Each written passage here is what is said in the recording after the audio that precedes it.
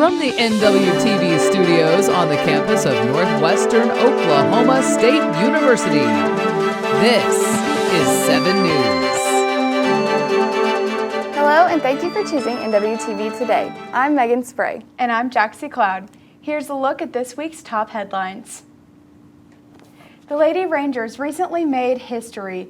NWTV 7's Shaylin Pratt headed to Arkansas to follow the team during the Great American Conference Championship. Senior center Kyra Bass and junior guard Samaya Adigan shared with me what this experience meant to them. Honestly, I think we're pretty excited. I feel like we've worked hard, and I feel like we definitely earned this spot. I don't want it to be over yet, so I'm just kind of like, let's just get to the next game. Let's keep going for as long as we can, ride it out. The Lady Rangers started the Great American Conference Tournament, also known as the GAC, with some hardware before tournament play even began. Bass was awarded GAC Player of the Year.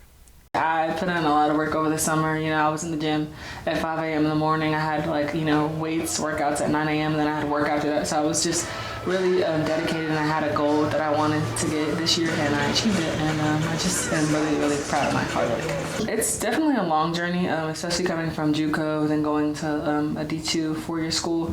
It's been a long, very, very long journey. I feel like it all went by in the blink of an eye, low-key, but just in the midst of it, it's been really cool to experience, because not a lot of people get to be, a college athlete and get to play basketball at this high level. So it's been really cool experience, and I'm just really grateful to be able to do this and get such high awards and accolades. We've been making history since I've been here. The past few years we beat Harding at their place. We've been at the high seed, and we just went to the second round last year. So I feel like we've made history, and it's just really cool to be living in this time, especially now. The achievements didn't stop there. The Lady Rangers beat East Central University 66-65 from a clutch free throw by Adigan in the final second of the game. Everybody has been asking me that, and in the moment I was just it felt very good, but I was also so nervous. And then when I made that free throw, it was just like, automatically I was just like, I get another day, we get another day. And so it felt really rewarding. I feel like every athlete in their journey wants that moment, that big moment of like, you're gonna win the game for your team. So it was very rewarding. It was great. It was just unreal. So I've been here for 3 years now, and I feel like every year gets better. I love my girls, I love my teammates, I love my coaching staff. So it's just been a great ride for me. The semifinal matchup against Arkansas Tech University ended with a 61-58 victory for the Lady Rangers, making school history and an opportunity to play in the championship game.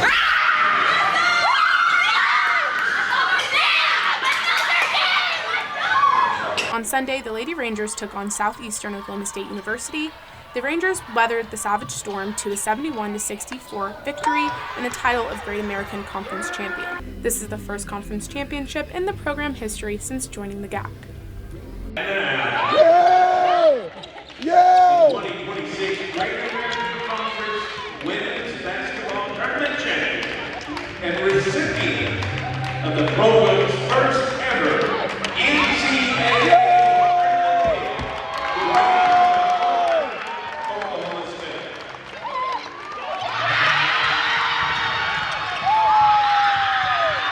Kyra Bass was awarded MVP of the tournament, and Jada Shipp, Kaiten Graham, and Samaya Adigan were selected to be on the all-tournament team.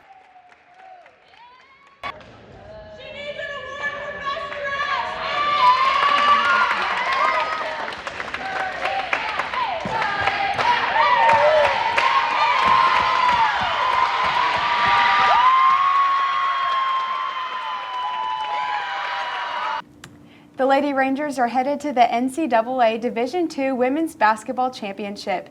They'll take on Concordia St. Paul this Friday. The Northwestern Art Society is preparing for their 23rd annual art show, where the Northwestern community and some of the senior art majors and minors will display their work. It's almost time for the annual art show.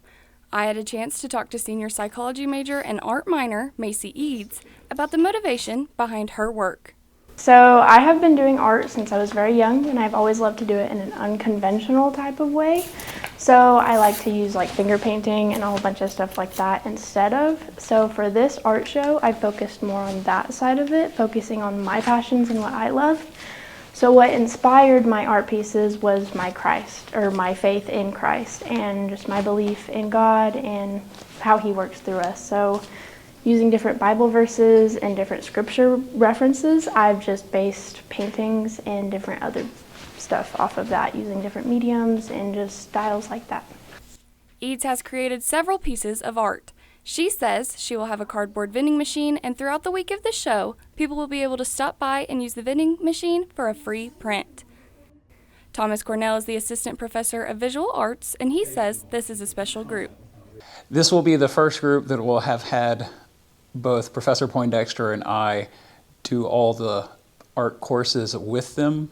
There was 1 or 2 students that graduated prior to this, but they came in with the majority of credits already in hand. Cornell said having these seniors the past 3 years has been great. It's wonderful. Well, they've been with us for 3 years now, and so we've had the opportunity to work with them and help them grow as artists and guide their conceptual and technical development.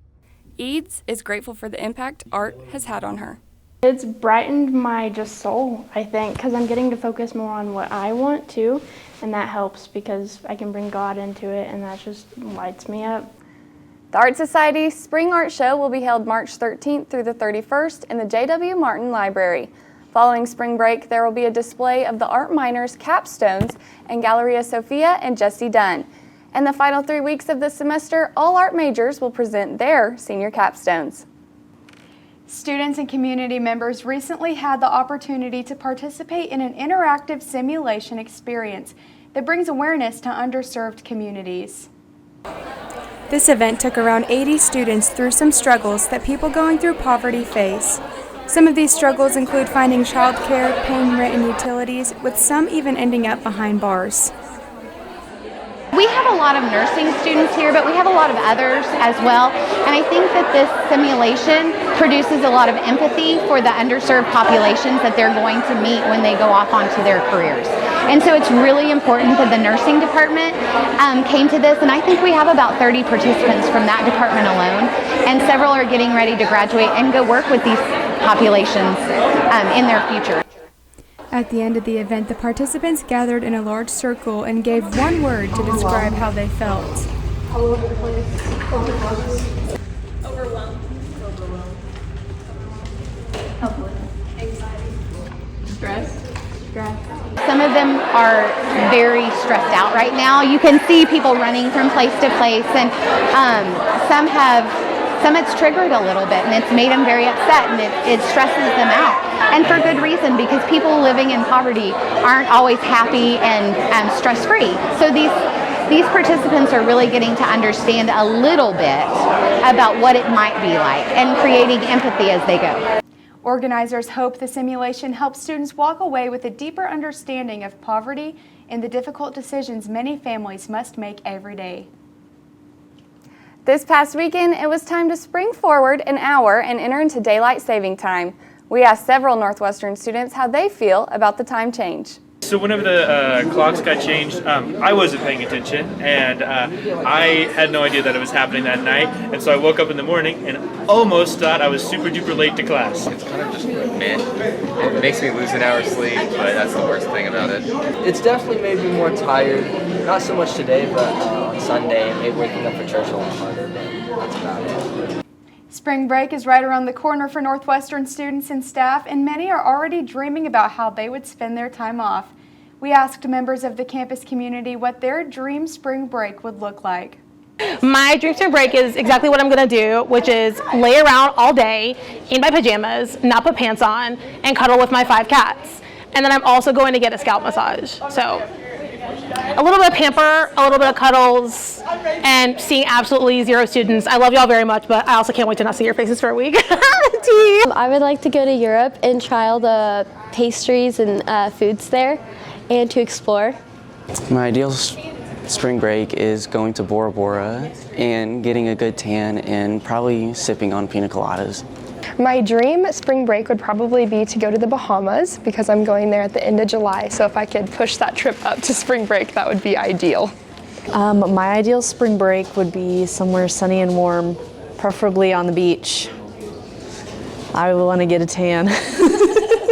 My ideal vacation vacation for spring break would be to go to a cabin in the mountains and just cuddle up with a blanket and a warm book.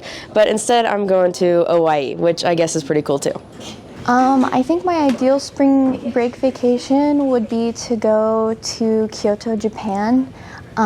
They've got like a lot of like nice hot springs, and I just really love the culture of Japan, and so I would love to get to go there for spring break, especially during sakura season. I just say have a good birthday. My birthday's over the weekend, so just have a good celebration with family and friends. While not everyone may be heading on their dream trip this year, students and staff say they're looking forward to a break from classes and a chance to relax before the final stretch of the semester. That's a look at this week's headlines. For more, be sure to follow us on Instagram and Facebook. We'll see you next time.